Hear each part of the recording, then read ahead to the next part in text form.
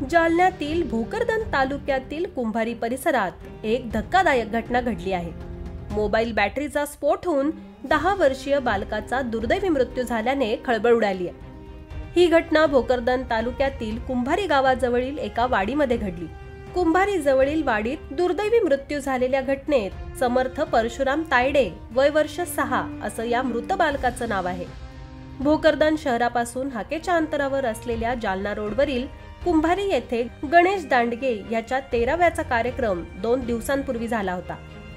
कार्यक्रम आटपून 4 मार्च रोजी तायडे कुटुंब आपल्या मूळ गावी आमठाणा येथे परतणार होते। मात्र त्याआधीच एक अशी घटना घडली ज्यामुळे तायडे कुटुंबावर दुःखाचा डोंगर कोसळला। कारण 6 वर्षाचा समर्थ हा चार्जिंगला लावलेल्या फोन घेऊन कुणाशी तरी बोलत होता, पण त्याच वेळी त्या मोबाईल मधील बॅटरीचा भीषण स्फोट झाला। त्यामध्ये समर्थ हा गंभीर जखमी झाला आणि त्यातच त्याचा मृत्यू झाला। ही माहिती त्याच्या कुटुंबियांनी यावेळी दिली।